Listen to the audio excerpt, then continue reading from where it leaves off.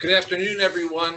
My name is Aaron Thomas. I'm the superintendent of Cornell School District, which is a small school district just on the outside of Pittsburgh, Pennsylvania. And I'm very pleased and honored to welcome everybody here this afternoon. I was originally told there's only a few hundred people that are going to be connected with us, but I think we're now like around 400,000 or 40,000. So, which really pales in comparison to 35 million printed copies available. So, but I'd just like to welcome everyone here. I know we have a number of questions that our students have prepared, as well as a number of our satellite schools. So we're very excited for Ms. McDonald's presentation today. So without further ado, welcome. And I'd like to turn it over to our moderator, Mrs. Stephanie Flom from the Pittsburgh Arts and Lectures. Thank you, Superintendent. Wonderful to be here. Welcome everybody across the country and Canada and around the world. And so happy to be here today with author Megan McDonald at Cornell Elementary School. Welcome, Cornell folks, and thank you to Candlewick Press, Megan's publisher, who sent you here today. Yeah. So and who printed all your books so we can have them. So yay, Candlewick. Thank you to the school. Thank you to a few other folks, Kinver, Quest Tech, Allegheny Intermediate Unit, and Pittsburgh Arts and Lectures. So we're going to get, I'm going to tell you a little bit about how things are going to work, and then I'm going to ask Megan if she'll just talk to us a little bit, okay? So here's how it's going to work. We have 6 schools. I'm going to call the names of the schools. That's the order that we're going to do the round robin questioning. So we'll start with Cornell, then we'll go to Becker Intermediate, Chasco Elementary, Model Elementary, Oak Avenue, Sacagawea, love saying that word, Turnagain, Worcester. Everyone got that order? So when we call on you, we're going to ask you to turn on your mic, ask your question loud and clear. I love it. I'm sure Megan would love it if you would say your name before you ask the question, and then we'll ask you to turn off your mic. So turning on, turning off mics, that's going to be a big part of what we're going to do in the next hour. So you ready to ask Megan to tell us a little bit about herself and why she writes her wonderful books? Yeah, let's do it. Hey, thank you. I'm so excited to be here. I'm actually today in Pittsburgh. Even though I live in California, I'm from Pittsburgh, so this is my home. So it's really fun for me that I got to come back and see all of you guys. But most exciting is that, just think, 40,000 readers are with us today. That is so exciting to me, because I love to read. So to think of all the readers that have joined in to hear about Judy Moody and her little brother Stink, right? So I'm going to talk for just a few minutes, and then I know a big part of today is that you guys have been thinking about all the questions you want to ask, and from all over the country and the world we have questions, so I want to get to those. But I just want to introduce you a little bit to Judy Moody, Stink, and how I go about writing my books, okay? So the first thing I brought to show you, I thought it might be interesting. You get to see the books when they're all finished and made into a book, but I thought it might be fun to show you what it really looks like when I first start to write a book. Okay, are you ready for this? Yeah. You might be surprised. Here's what it looks like. Does anyone know what this is? Toilet paper? Almost. It's actually a napkin. Oh. And usually you use it to wipe your mouth after you eat, right? But I'm a writer, and I never know when I might get a great idea for a Judy Moody book. So I can't wait till I go home to my computer or my notebook. I just scribble on whatever I have handy. And this napkin with all the scribbles on it became the book Judy Moody Gets Famous. So the ideas scribbled on here became a whole book. So when you go to write a book, just think of the idea first and scribble down a note, and you'll be on your way.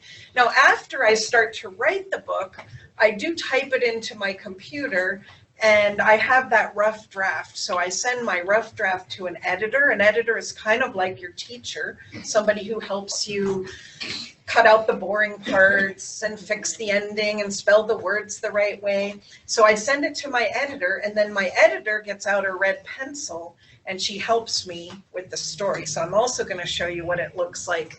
Here's one page from Judy Moody after my editor has helped me with the story.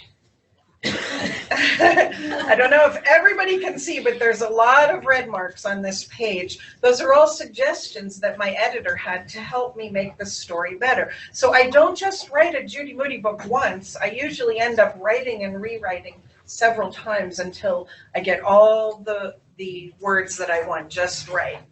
Okay, now when I first started to write Judy, I decided it would be fun to make her be a third grader because I loved third grade when I was growing up. That was my favorite time in school. So I made her a third grader, and I decided she was going to be a kid with a lot of moods like I have. So she became Judy Moody, and she has good moods and bad moods. And I started to think about her character, and when I started thinking about Judy, I thought, what was I doing in third grade that I could have Judy do? And the first thing that popped in my head was I love to collect stuff, and I would collect leaves and shells and rocks and things like that, but I had some very unusual collections. Does anybody who read a Judy Moody book know something that Judy Moody collects? Do you have an idea? Probably trash. No, not quite. Anybody else? Do you have an idea? Maybe seashells.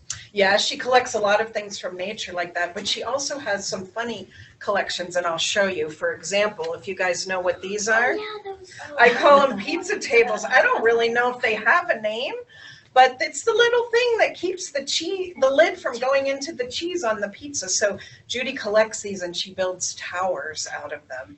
And one time her friends set it on the heater by mistake, and the tower starts to melt, and it becomes the Leaning Tower of Pizza Tables. She also collects something called a certain kind of gum. Not the kind of gum you might think of. It's called ABC gum. Anybody know what that stands for? Yeah. In the back? Exactly. Already been chewed.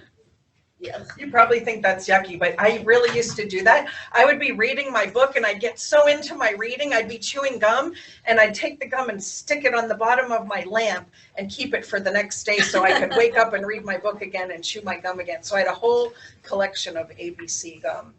But the thing Judy likes to collect most, she wants to be a doctor when she grows up, and her heroine, the person she admires the most, is Elizabeth Blackwell, who was the first woman in our country to become a doctor. So Judy wants to be a doctor like Elizabeth Blackwell, and so she decides she's going to collect Band-Aids. And I found this special Band-Aid when I went to collect some myself. This Band-Aid has all the Band-Aids in this box were drawn by real kids like you guys. And on this Band-Aid, I found it's drawn by a 5th grade boy, and it says heal the world. It has a picture of the world or the globe with a little Band-Aid across the globe, and it says heal the world. Just from one Band-Aid that I found by accident in a box, I got the whole idea to write the book Judy Moody Saves the World. In that book, in the very first chapter, she enters a Band-Aid contest, and she draws a Band-Aid similar to this one. So even a Band-Aid could be an idea for a Judy Moody book. Okay, but my favorite way to get ideas is to take things from real life that really happened to me. So in my family, I have 4 older sisters. Don't you feel for me? Yeah. 4, all older than me, so they're kind of bossy. And so with 4 sisters, you can imagine with 5 of us, a lot of funny things happened growing up with so many sisters. So I took some of the funny stories that happened, and I put them in my books and make them happen to Judy and her little brother Stank. I'm going to tell you one of the stories real quick, and then I'll show you how I use that story in the book, and then we're going to take some questions, okay? But I'll tell you first what happened in real life, and then I'll show you. This is a story from the first book. Judy Moody was in a mood. Not a good mood, a bad mood. Okay, so in real life, my whole family got to go to Washington, D.C., and we were just visiting friends there. But when we got there, my mom and dad said, hey, it's Washington, D.C., and that's where the White House is. We could go and take a tour of the White House. Who knows who gets to live in the White House? The president. The president, right? So you can go all through the White House and see a lot of the rooms where the president and the first lady live. So my mom and my dad and all 4 of those big sisters all got to go to the White House. They said I was too little and I would get bored and I would cry. So I had to stay home with our friends. I cried anyway because I wanted to go with my big sisters, right? So I was at home with our friends and they were trying to cheer me up since I didn't get to go. And to cheer me up, they got out this box that had all these toys in it and cool stuff like things you could play magic tricks with or you could play a joke with. And I went all through the box. And as soon as I saw it, they said I could keep one thing and take it home with me. And as soon as I saw it, I knew that was the thing that I was going to keep and take home because I knew I could use it to play a really funny joke on my sisters while they were at the White House and I wasn't. And if anybody read the first Judy Moody book, you might have guessed. Here's a clue to what it was that I found in the box. It was a fake hand. It looks like this. Only it was the size of a real person's hand. It looked really real. It had all the wrinkles in the fingernails like a real hand. So I took the fake hand and I went all over our friend's house and I thought, I'm gonna play a really funny joke on my sister, right? So I went all through the house and when I got to the bathroom, I got a really great idea. I'm like, how about the bath? How about the toilet? That would be a great place to put the hand to freak out my sisters, right? So I went into the bathroom. I made sure nobody was looking. I lifted up the toilet seat and I had the fake hand sticking out, just reaching out of the toilet just to look like it's gonna reach out. I scared you.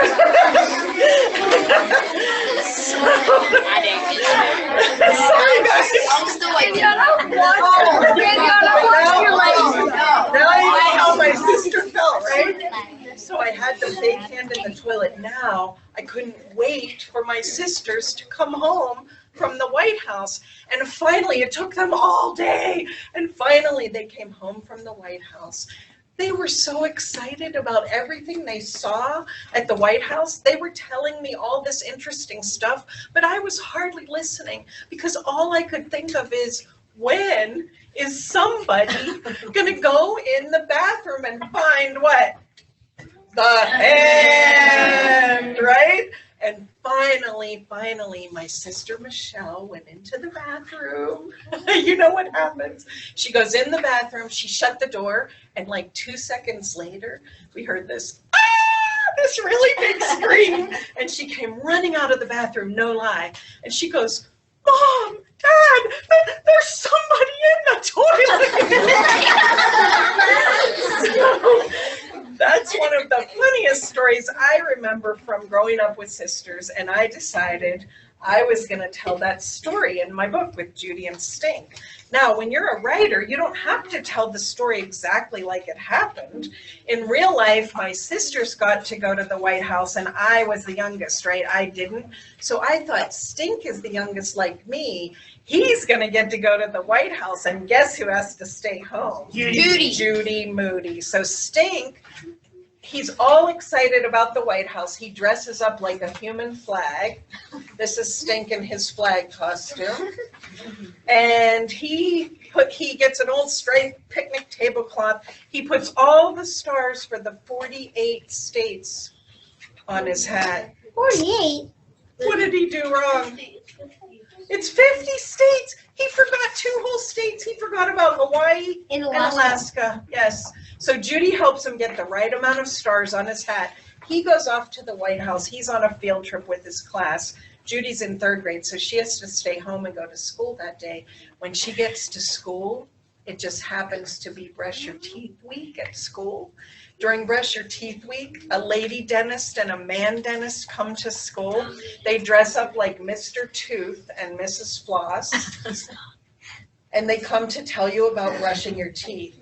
Now, Judy is in kind of a bad, mad mood because Stink gets to go to the White House and be a human flag.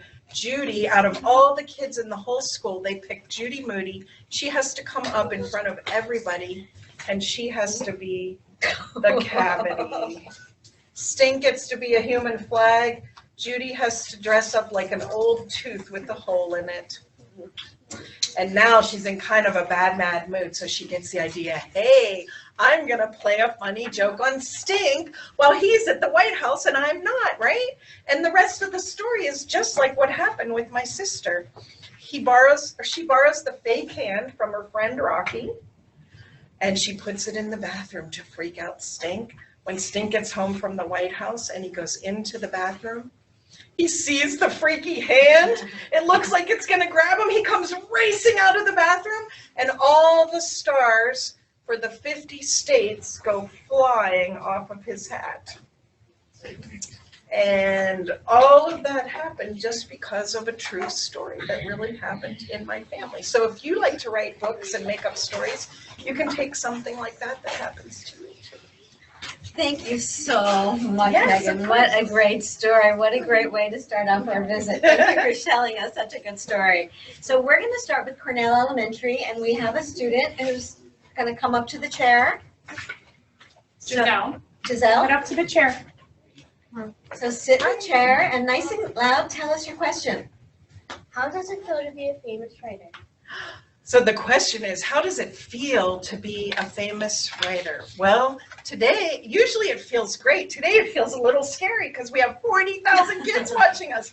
No, I'm just kidding. Actually, I think I have the best job in the world being a writer, not only because I love to read and I love to write books, but also because I get to go to work in my pajamas. I work at home in a little room in my house, so I don't have to leave in the car to go to work. I can just go upstairs and turn on my computer and I'm at work. And a writer gets to live in her imagination all day. So I get to go up in that room and daydream and think of all kinds of ideas of things to happen to Judy and her little brother Stink. So I think I'm pretty lucky. Also, I think it's really great to be a writer because I get to talk to all of my readers like you, and you guys have all told me how reading Judy Moody and Stink has made you interested in becoming a good reader and also inspired you to want to read and to want to write your own stories. So there's really nothing better than that. So thank you for the great question. Thank you. Great question, Giselle. That was a McKenna. great answer. So now we're going to ask Becker Intermediate School to turn on their mic. Hello. What? Hello. Hi, how are you this afternoon? Good, thanks. I have Chloe here from third grade to ask a question of you. Go ahead, Chloe, nice and loud. What was your most enjoyable and favorite book to write? Okay, Chloe has asked, what was my most enjoyable and favorite book to write? Wow, that is a hard one because you can imagine, because Judy and Stink books are funny, I have a lot of fun writing them. I think the one that I probably had the most fun with, it's actually the newest Judy Moody. It's called Judy Moody and the Bucket List. And in this book, Grandma Lou asks Judy to get something in her purse, and when she goes in the purse, she finds a list. And the list has all these really cool adventures on it, like see a pyramid and go to the Grand Canyon. And she says, Grandma Lou, what's this list? This is a list of all the adventures Grandma Lou wants to have before she dies. So Judy gets an idea. I could make a list, a bucket list. I could think of all the things I want to do before I get to fourth grade. So this was really fun because I got to take stories both from my own life, like one of the things Judy wants to do in this book is she wants to learn to play a musical instrument. But she and her friend Frank go to the music room. Judy picks up every instrument in the room and she blows into it and she can't make a sound. They squeak and they squawk and one sounds like a sick cow until finally she finds the drums and she decides that will be her instrument. And that really happened to one of my sisters. So that was from a true story. There's also one of my favorite Judy Moody stories is in this book. And it's a story about when Judy tries to ride a horse. She wants to ride a horse that's on her bucket list. And this is based on two of my nephews, Luke and Cash Weller. I think they might be watching today from River School, but anyway, they wanted to ride a horse too. So they went to a dude ranch, and when they got there, it was really, really hot and really, really dusty. And there weren't too many horses left to ride. And when they got up to the horse to ride, it was a really, really, really old horse. And he was so hot and tired that he could only barely clip-clop along. And so my nephew, Cash, he fell asleep while he was riding on the horse. So Judy is dying to ride a horse. And she gets to the dude ranch, and it's kind of a dud ranch. And same thing happens. She falls asleep on the horse. That's great. Oops. We'll get to see how that goes. Yeah, You can see how that would happen. Yeah. We're going to go to Chasco Elementary next. So Chasco, if you would please open your mic and tell us your name and ask your question. Hi there, this is Chasco Elementary School, and I'd like to introduce to you Sarah. She has our question. Hi, Sarah. Hi. How did you come up with the last name Judy? Moody. Moody. Great question. The question is, how did I come up with the last name? We're going to ask you to silence your mic, please. Thank you. How did I come up with the last name Moody for Judy, for a character who has a lot of moods? Well, I actually got the last name first. So I was thinking about a girl with a lot of moods, and I thought, hey, I went to college with a girl named Margaret Moody, and I thought that could be a real last name. So I had her last name first, and then I thought, what could be her first name? And I went through a whole list of names. And when I thought of Judy, it rhymed with Moody, so that I landed on the perfect name for her, Judy Moody. And one of the books, Judy becomes a member of a rhyming name club. So I got to even have her be part of the My Name is a Poem club. Oh, very fun. Rhyming names are fun. They are. Yeah, there's a lot of funny rhyming names in that book. That's great. All right, Model Laboratory School. If you'll open your mic and tell us your name and ask your question. My name is Daphne. What inspired you to be an author? Okay, we have Daphne asking, what inspired me to be an author? Probably the thing that inspired me most was I love to read. So when I was a kid, we didn't really have a library, a branch of the library near us, but we had a bookmobile. It was a big green truck. You guys probably have heard of Carnegie Library since you live in Pittsburgh here. And the truck would come to our shopping center and park, and it was all filled with books. So my sisters and I would pile on, and we would load up all the books on the bookmobile to read. And I think from reading a lot of books, I fell in love with story, and that made me want to become a writer. Also, my dad, who grew up in Pittsburgh, he was a bridge builder. He built a lot of the bridges that you go across in downtown Pittsburgh. And my dad, his father died, and in the 8th grade, my dad had to quit school and go to work. So he didn't even get to finish school. So he loved to read because that made up for the fact that he didn't get to finish school. And so I think my dad loving to read and being a storyteller himself also inspired me. So you had a great model. Yeah. Lucky. So we're going to go now to Oak Avenue Elementary. If you'll open your mic and ask another great question. Could you go to Sacagawea, because I have trouble getting that one. Okay, we're going to go ahead and go to Sacagawea. So Sacagawea, if you'll open your mic. Yes. We're ready for your question, Sacagawea. Okay. Can you hear us? Yes, perfectly. So this is, move your chair. Sorry. This is Sophie. Sophie, you want to ask your question? Okay. How old were you when you wrote your first book? The question is, how old was I when I wrote my first book? Well, the first time I ever got a story published, I was in the 5th grade. And we had a school newspaper, and I wrote a story, and it said by Megan McDonald, and it got published in my school paper. So that was the first time I got to feel that excitement of seeing your name in print and getting published. And you'll never believe it, my story that got published, it was about, you ready for this? Yeah. A pencil sharpener. Don't ask me why I wrote about that. But my first published book, I didn't publish until after I went to college, and I studied about becoming a writer, and then I was probably about maybe 30 years old when I got my first book published. So has a pencil sharpener ever showed up in any of your other books?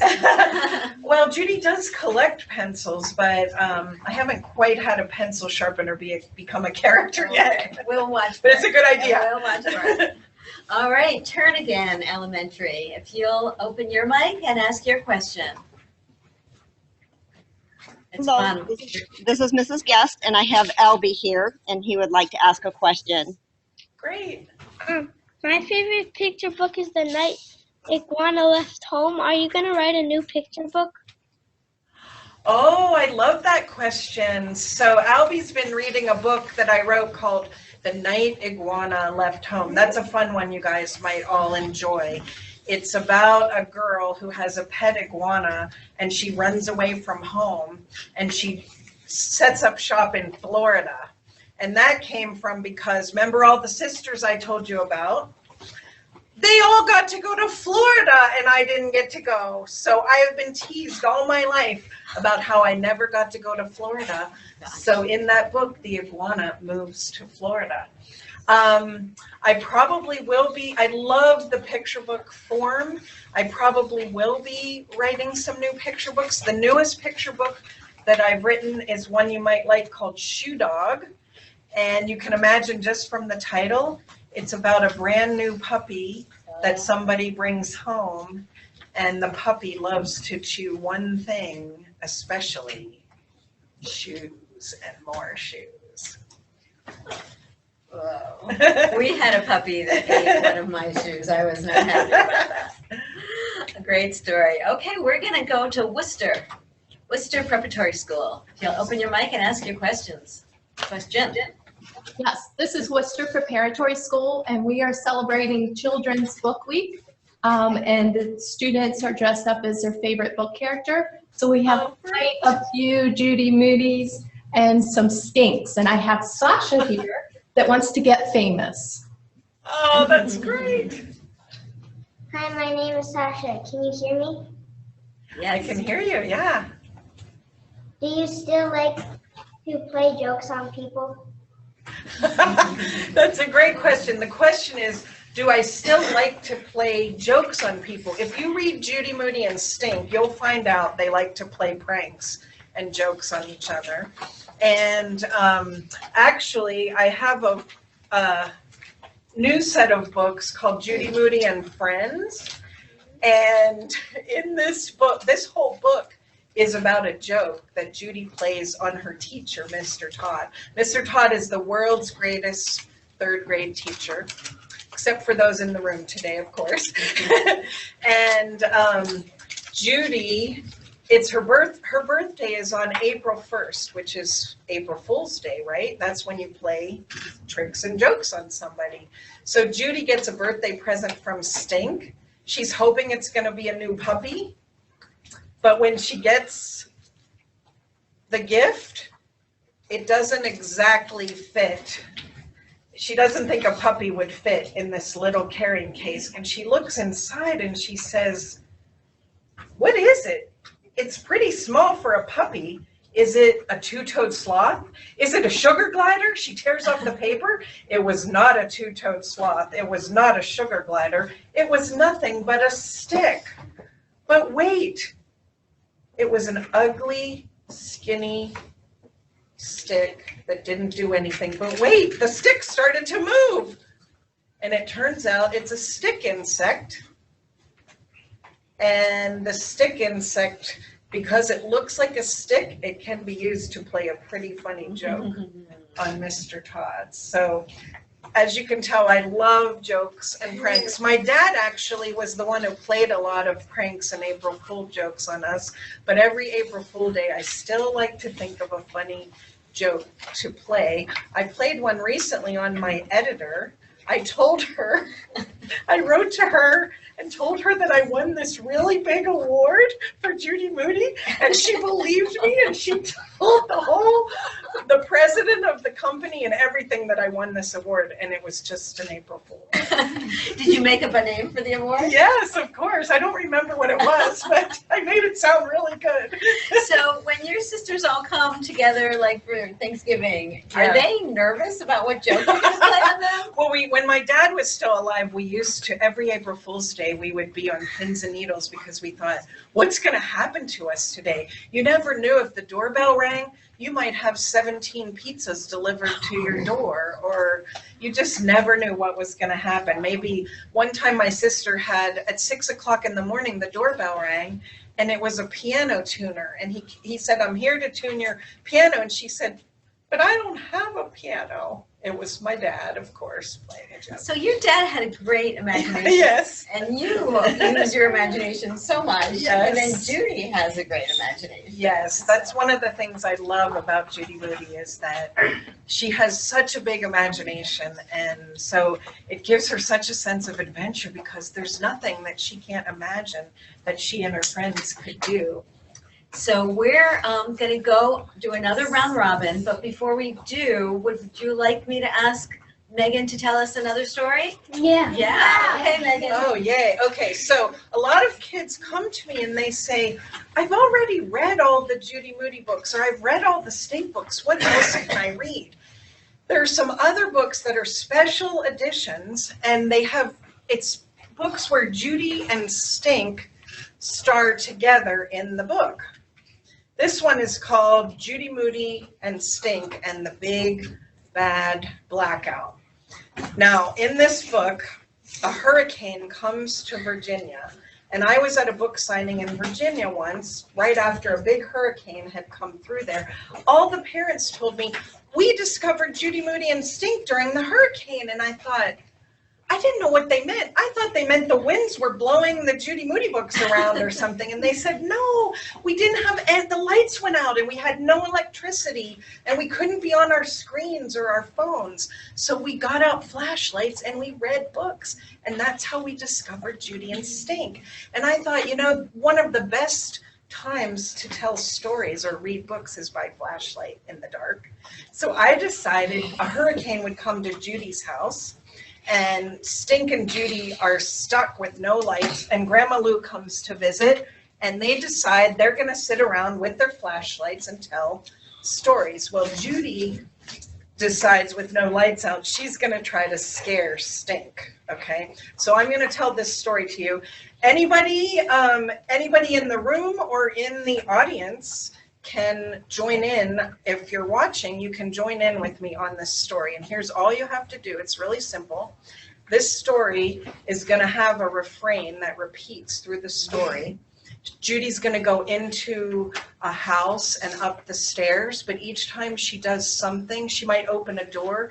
She's going to go into the dark, dark house. And you have to try to make pretend the lights are out and try to make your voice sound a little spooky, okay? Let's try it together. So she went into the dark, dark house. Oh, good, you're using your eyes and faces too. Okay, then she went up the stairs, the dark, dark stairs. And then she opened the dark, dark door. Okay, so every time I get to one of those, you guys all join in with me, okay? This story is called Mr. Drybones. My turn, said Judy. I know a hurricane story. It's called Mr. Drybones, but it's a little scary. She peered right at Stink. Why are you looking at me? Stink asked. I'm not scared. He scooched closer to Grandma Lou and she put an arm around him.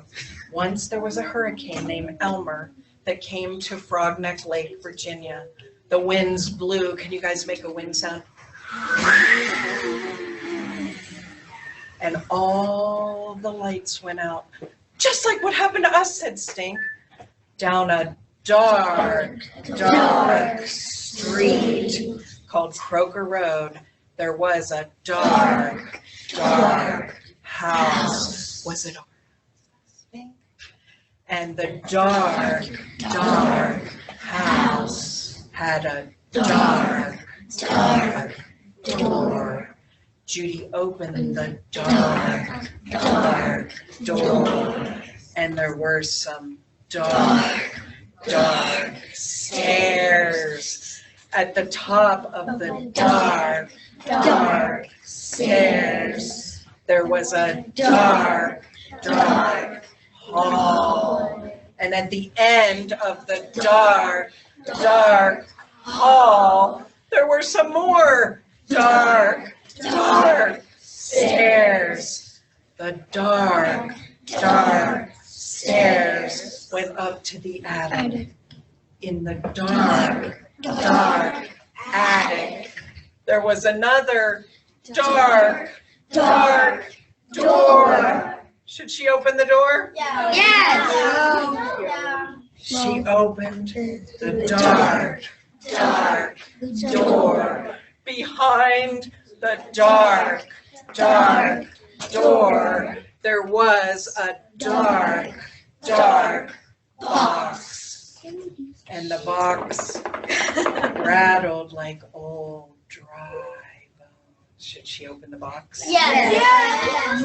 Okay. In the dark, dark box, there was another dark, dark box. And the box rattled like old dry bones. Is it Mr. Dry Bones? No. Okay. Ready? In the dark, dark box, there was Another dark box. another dark box.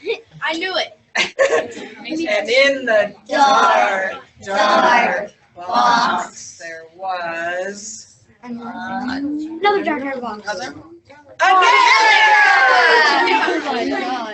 dark, dark box. And the box rattled like old dry Boxes. Do you think it's bones in there? Yeah. In the dark, dark box, there was, are you ready for this? Another one.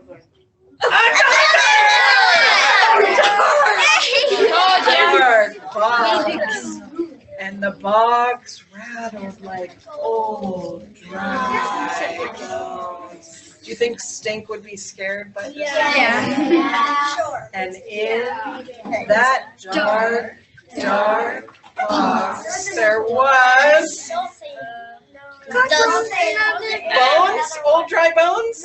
Another box. Ready? A cockroach. Pink jelly beans.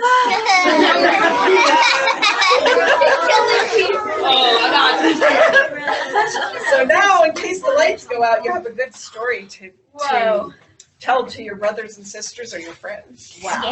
It's a blackout at my grandma's house. I'm glad it wasn't too, but I would have been way too close for it. Yeah.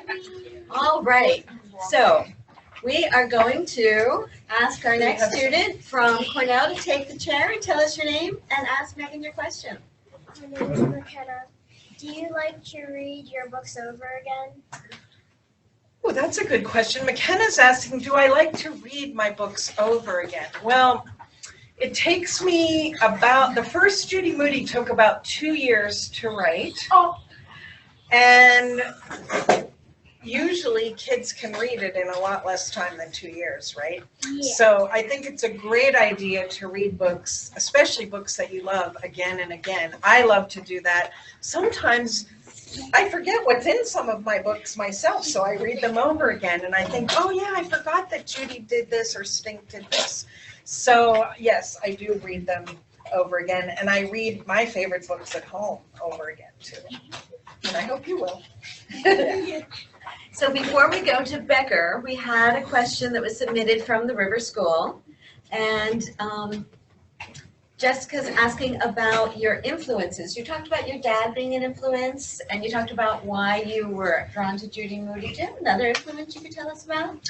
Well, I mean, after I got out of college, I became a children's librarian, and I worked at the Carnegie Library in Pittsburgh for several years. And one of the parts of my job as a librarian was to tell stories to the kids and read stories to the kids. So I think that was an early influence, to be around a lot of children's books, to be reading books all the time, telling stories and finding out what stories kids love and what works. And that my very first book I ever wrote while I was working at the Carnegie Library was called Is This a House for Hermit Crab? And it was a book based on a story that I first told to kids at the library. So that was definitely an early influence for me. That's great story. The library, yeah. I love how all of her answers turn out to be stories. Okay, Becker, intermediate. We'd love for you to turn on your mic and ask a question. What book are you working on now, and how long will you keep writing, Judy? And how long? So what book are you working on now, and how long? What's the end of the question? How long will you keep on writing your Judy Moody? How long will you keep on writing Judy Moody? Okay, so it's a two-part question. The first part is, what book am I working on now? So right now, I'm working on a book.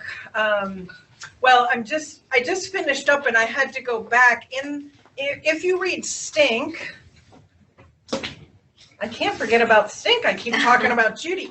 If you read a book about Stink, you'll find out at the end of every chapter, Stink has their comics. So when you get to the end of the chapter, you get to read another little funny story that's done as comics, because Stink loves comics. He loves to read them. He loves to draw them himself. And I know a lot of you guys probably do too. So right now, the thing I was working on just before I came here is the new Stink book is going to be called Stink in Hamlet and Cheese. And this is a book based on, actually, is this the question from River School? Or no. We had, okay. Yeah, we had that. So my nephews, Cash and Luke Weller, that I was telling you about, they, when they were even younger than they are now, they got to go to a Shakespeare camp. And William Shakespeare was a famous guy who wrote plays, and they got to go when they were pretty young to a camp and put on plays and dress up in costume and everything. And when my nephew got to the camp, he walked in and he was the only boy. All the rest of the kids who were actors were girls. So Stink is going to go to Shakespeare camp in the next book. He's going to star in a play called Hamlet and Cheese. And when he gets to camp with his friend Sophie the Elves, he finds out he's the only boy. But it's still really cool because they get to have sword fights with pool noodles and do all kinds of exciting things. So anyway, I have been working on the comics that go in the back of, or at the end of every chapter for that book. Oh, that sounds fun. We're going to go on to Model Laboratory School. So if you'll open your mic and ask your question. My name is Matthew. My question is, how many books have you wrote? Wow. Okay. So Matthew's question is, how many books have I written?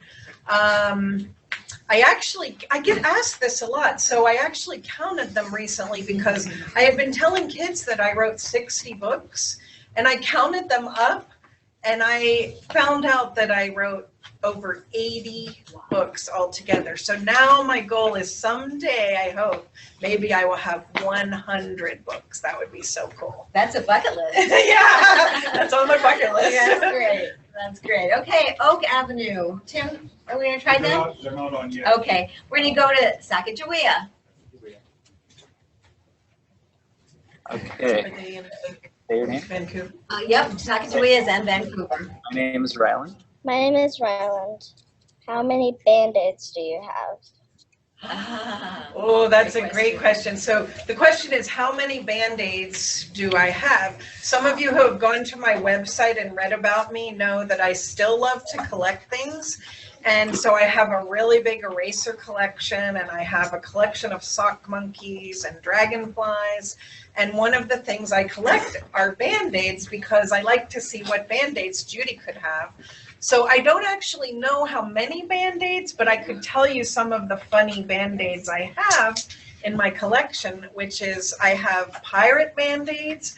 I have, one of the best ones is I have bacon strip Band-Aid. So it's a real Band-Aid, but it looks like a piece of bacon that you're putting on your arm. I wish it was a scratch and sniff. And what else? Let's see. I have some that have different insects all over them, one with sock monkeys on them, all kinds of different ones. So I like to collect any that aren't just the regular plain colored ones. So Judy is very generous. When her grandma comes to visit and she stays in her room, she tells her grandma that she needs one of her Band-Aids, that she can use one, but to ask permission. If somebody were going to use your bacon Band-Aid, would you be okay with that? Until it got down to the last one, I think. Oh, and I have duct tape Band-Aids too. I forgot about those. So those are some of my favorites. Well, some rainy day when you're bored, please count them so that you can answer. Yes, I will. Okay, great. We're going to go to Turn Again Elementary School for a question.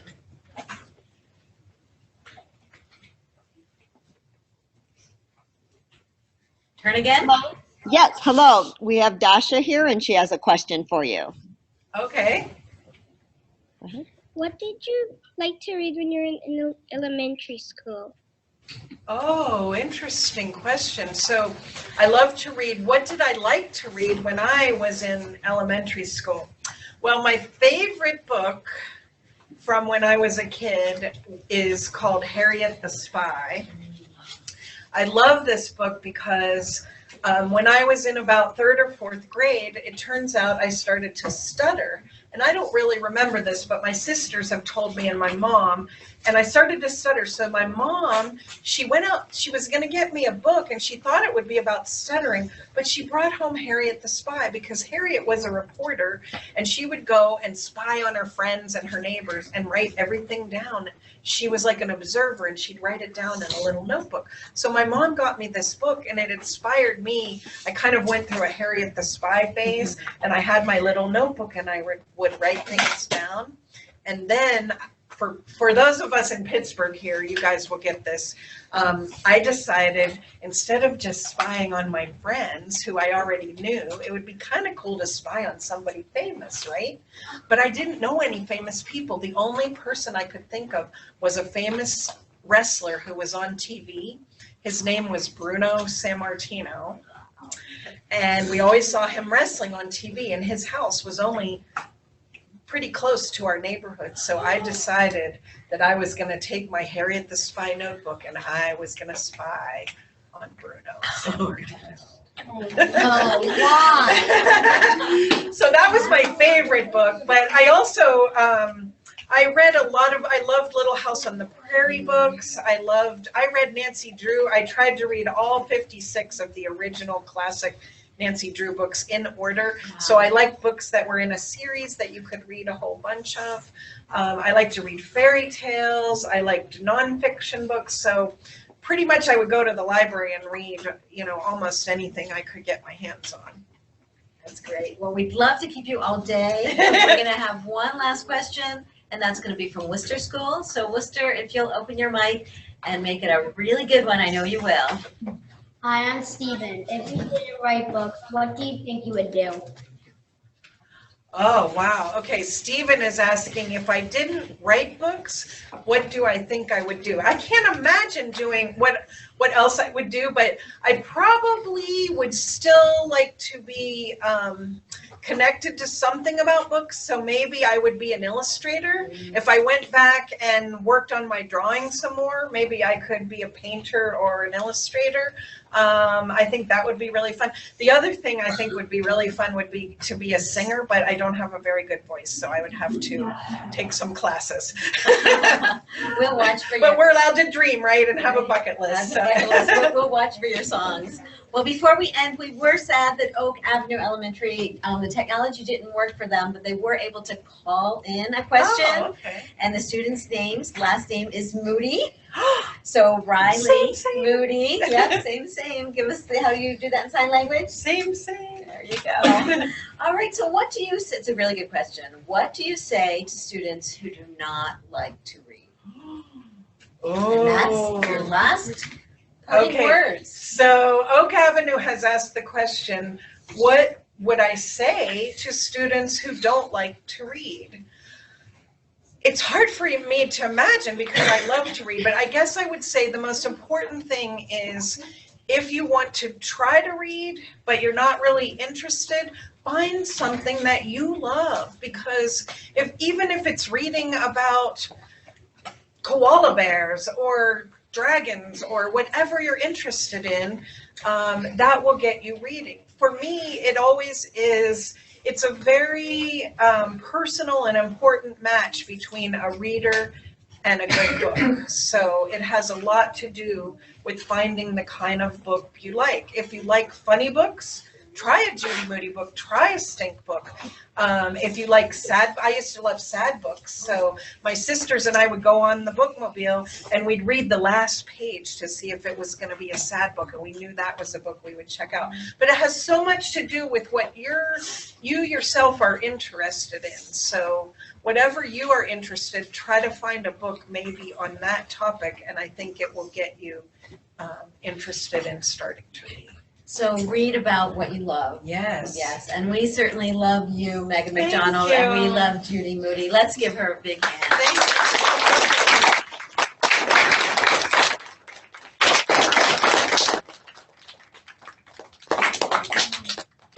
Thank you. Thank you all participating schools around the globe. Thank you, everyone. We'll see you next time. We're going to end the show. Okay. Bye, everyone. It was great having you. Bye. Don't be moody.